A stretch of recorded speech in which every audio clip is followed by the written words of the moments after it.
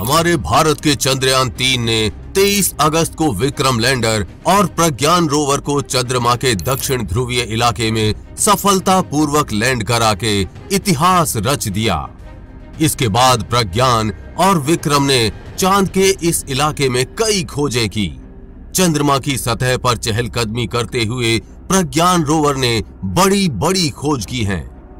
चंद्रयान-3 के लैंडर और रोवर वापस स्लीप मोड से बाहर न आने पर कुछ लोग कहने लगे हैं कि भारत का चंद्रयान-3 मिशन फेल हो गया है। कुछ लोग तो यहाँ तक कह दे रहे हैं कि भारत ने चंद्रयान-3 मिशन पर करोड़ों रुपए ऐसे ही बर्बाद कर दिए। लेकिन रुकिए, आप गलत हैं। भारत का चंद्रयान-3 मिशन फेल नहीं, 100% सफल हुआ है। जो भी ऐसा सोच रहे हैं कि भारत का चंद्रयान-3 मिशन फेल हो चुका है और करोड़ों रुपए डूब गए हैं, तो ऐसा बिल्कुल भी नहीं है। अगर चंद्रयान-3 वापस उठा भी नहीं तो जो उसका उद्देश्य था उसको पूरा कर लिया गया है। चंद्रयान-3 को चांद पर सिर्फ पृथ्वी के 14 दिन काम करने के लिए भेजा गया था।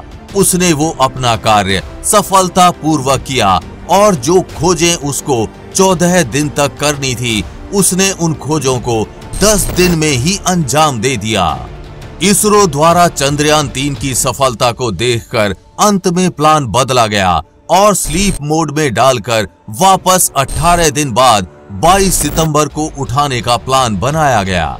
ये एक प्रयोग ही था और विज्ञान में अक्सर वैज्ञानिक प्रयोग करते रहते हैं, क्योंकि जब वैज्ञानिकों ने चंद्रयान-3 को स्लीप मोड में डाला था तभी उन्होंने बता दिया था कि चंद्रयान-3 के वापस उठने की संभावना 50-50 है। यानी अगर प्रयोग सफल हुआ तो मिशन की लाइफ बढ़ जाएगी, अगर असफल हुआ तो भारत का चंद्रयान-3 चांद पर चंद्रदूत बनकर हमेशा के लिए अमर हो जाएगा। इसरो ने तब ही बता दिया था, हमें जो 14 दिन के प्रयोग करने थे वो सब हमने कर लिए हैं। चंद्रयान-3 की प्रमुख खोजों की बात करें तो पिछले कुछ दिनों में कभी चंद्रयान-3 ने बताया कि चांद पर भूकंप आते हैं, तो कभी चंद्रयान-3 ने हमें बताया कि चांद पर ऑक्सीजन मौजूद है। चांद के दक्षिणी ध्रुवीय क्षेत्र में पहली बार किसी लैंडर द्वारा तापमान लिया गया है। चंद्रयान-3 के रोवर ने दक्षिणी ध्रुव पर सल्फर का भी पता लगाया। सल्फर चंद्रमा पर दूसरे इलाकों में भी पाया गया है, लेकिन ये पहली बार है कि इसे दक्षिणी ध्रुव पर भी पाया गया। रोवर ने चहलकदमी की, रास्ते में बड़े गड्ढे को पार किया और इसरो को पर्याप्त डेटा भी भेजा। इस आधार पर कहा जा सकता है कि चंद्रयान-3 मिशन का डाटा विज्ञान के उद्देश्यों के नतीजों को भी निर्धारित करेगा। ये भारतीय वैज्ञानिकों के लिए बड़ी सफलता है। अगर दोनों वापस नहीं भी जागते हैं तो भी इसरो ने जितने काम के लिए चांद पर दोनों को भेजा था वो पहले ही पूरा हो चुका है।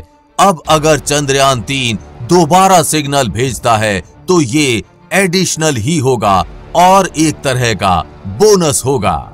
एक्सपर्ट्स उम्मीद कर रहे हैं कि जिस तरह से चीन का लैंडर चैंग-ई 4 और रोवर Yutu-2 ने चांद पर रात बीतने के बाद 2019 में फिर से सिग्नल भेजना शुरू कर दिया था, उसी तरह भारत का विक्रम और प्रज्ञान भी दोबारा एक्टिव हो जाएगा। चांद पर सो रहे अपने उन दोनों धुरंधरों रोवर प्रज्ञान और लैंडर विक्रम को शुक्रिया कहिए, जिन्होंने भारत के नाम को पूरी दुनिया में इतनी ऊंचाई तक चमकाया। भारत के इतिहास में चंद्रयान के दोनों धुरंधरों रोवर प्रज्ञान और लैंडर विक्रम को अनंत काल तक याद किया जाएगा। आप चंद्रयान-3 की सफलताओं के बारे में क्या कहना चाहेंगे? नीचे कमेंट बॉक्स में लिखकर जरूर बताएं। हमें पूरी उम्मीद है कि आपको ये जानकारी अच्छी लगी होगी, और जानकारी अच्छी लगी हो तो शेयर के बटन पर क्लिक करके इस अच्छी जानकारी को ज्यादा से ज्यादा लोगों में फैलाएं, जिससे आपके दोस्त और रिश्तेदार भी कुछ अच्छा सीख पाएं। साथ ही आप भी वीडियो को लाइक जरूर करके जाएं आगे भी ऐसी इंफॉर्मेटिव वीडियोस आती रहेंगी, इसलिए अपडेटेड रहने के लिए चैनल को सब्सक्राइब करके बेल नोटिफिकेशन ऑन जरूर कर लें। जल्द मिलेंगे ऐसी ही इंफॉर्मेटिव वीडियोस के साथ और आपको कुछ अच्छा सिखाएंगे। तब तक के लिए जय हिंद, जय भारत।